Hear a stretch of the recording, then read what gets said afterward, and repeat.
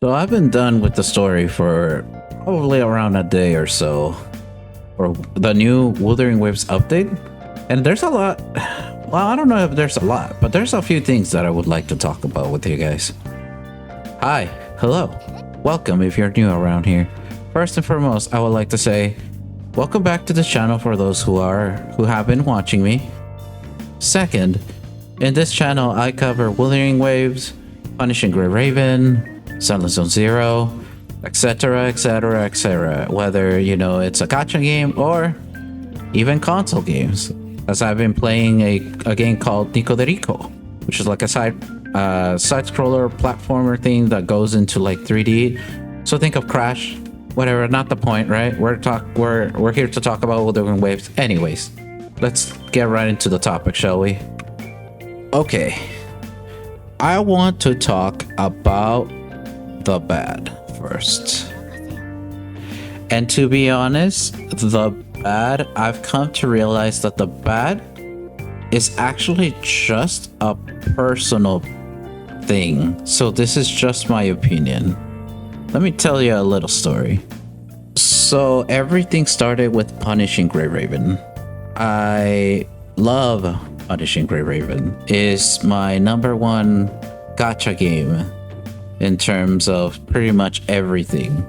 Character art style, the tone, the music, the combat.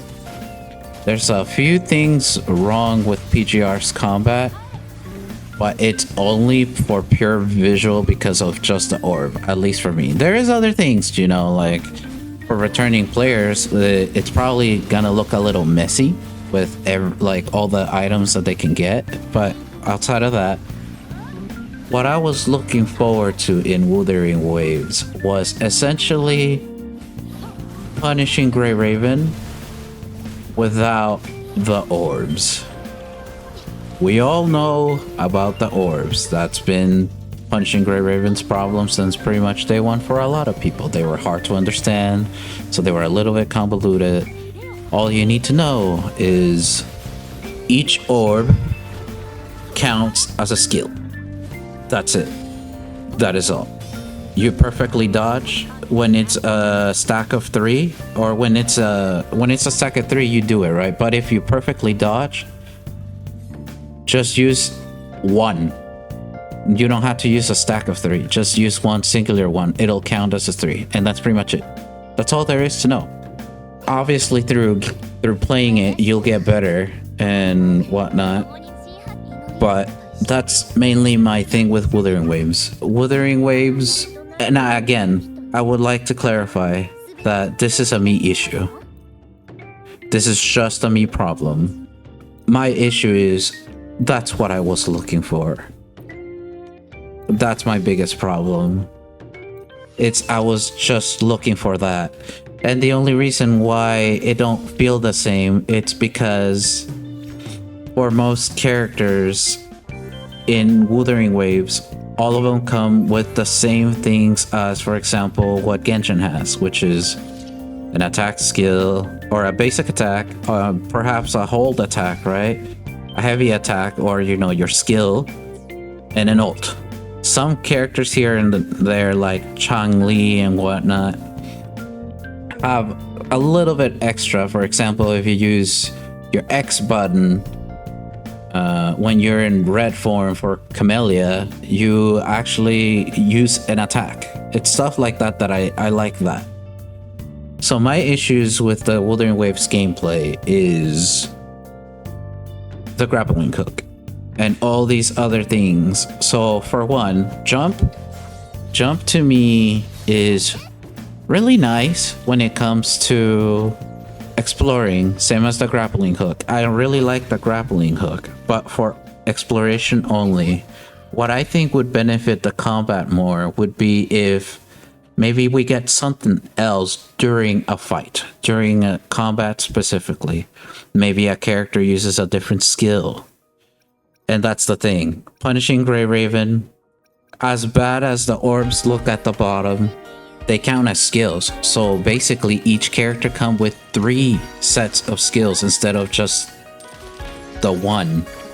So they basically have a a hold attack, an attack, a dodge, hold dodge, skill 1, 2, and 3, and an ultimate, making the combat feel so much more full, so much more rich, you know, just more alive. I don't know if alive is the correct word, but it just makes the game feel so much nicer, like I'm playing an actual game, not a gacha. However, the orbs is where, you know, it makes it seem like the gacha. With the new Nanami, that's exactly what I wanted. You know, they're all stacked together without having them all on the screen all messy. The new Nanami that we're gonna be getting at some point, she solves that problem that I have with Punishing Grey Raven, and that's kind of what I wanted out of Wuthering Waves. But honestly, that's pretty much it. You know, it's not like the biggest of problems.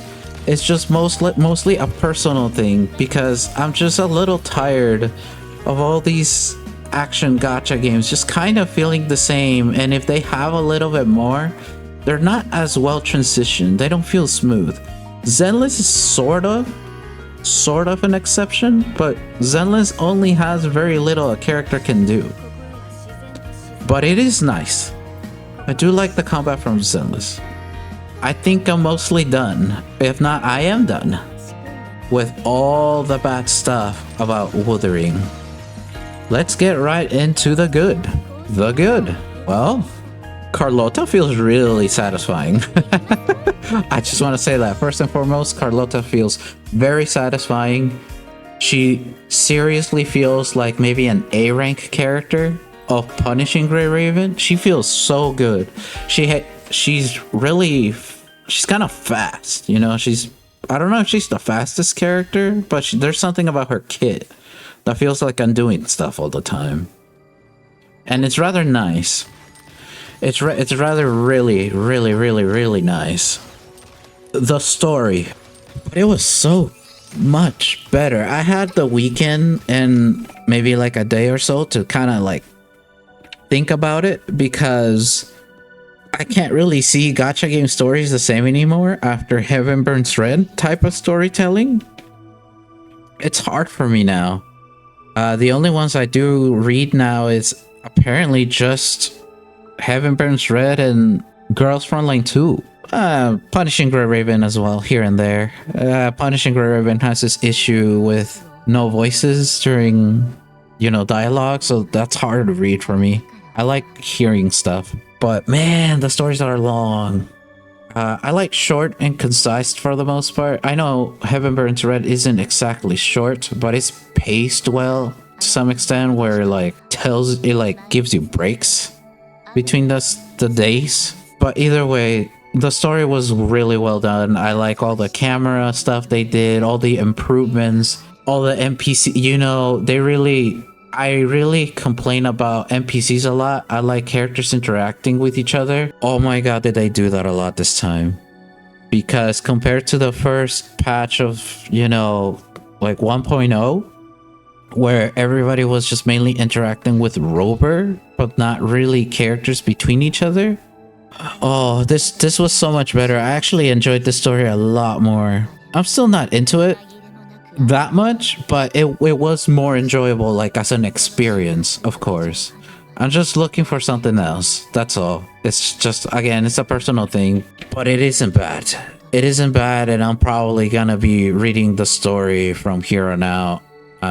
Not that I skip, but I did skip some parts in 1.0. I just couldn't stand it. I couldn't stand it. The Jinchi one was nice. The Changli was okay for me.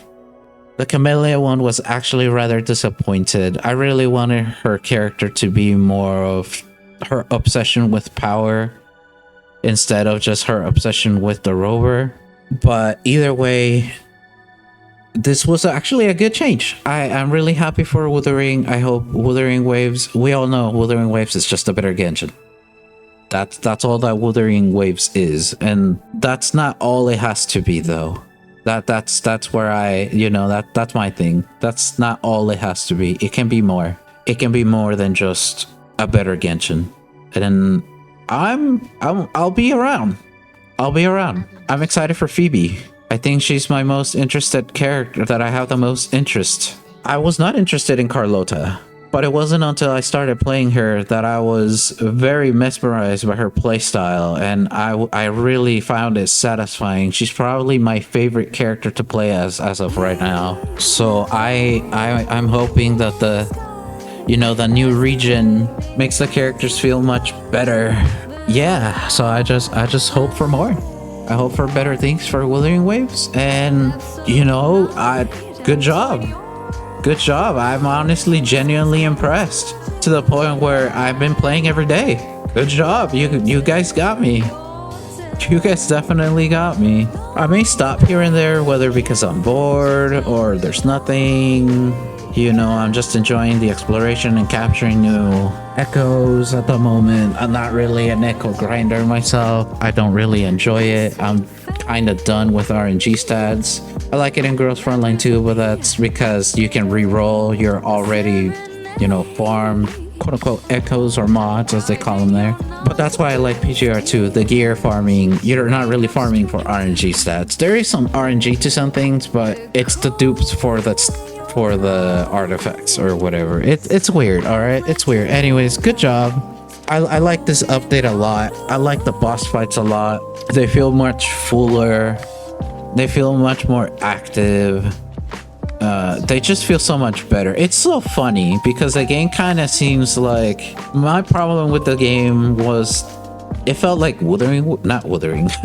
It felt like not just Genshin, but it also felt like Elden Ring, right? It felt like a Souls game to some extent, and I didn't like that. I wanted an action RPG. What I'm looking for is a straight up action RPG. So think of like Aether Gazers, Endless of Zero, Punishing Grey Raven. I wanted something snappy, something fast, something quick, where the point of view is not just the combos, but it's your precision and your quick thinking of dodge this, dodge that, counter this, counter that. I wasn't getting that from 1.0 all the way to before this patch. It felt more like Elden Ring. Maybe it was the location too that it didn't help.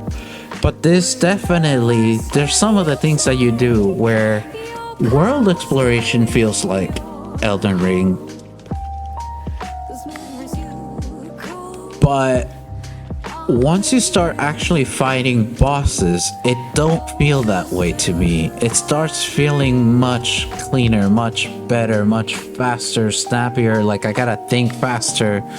There's less running around for me and more doing for me as a player. There's a lot more dodging. I feel like I dodge a lot more. I'm more active. It's just so much nicer. It's satisfying. So yeah, I don't know what else to say.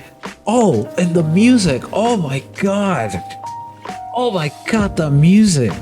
That was one of my biggest disappointments. The music. Oh my. I think the only song I actually liked was one from Black Shores, so it was like really soothing and really pretty. I'll put it up so you guys can hear it.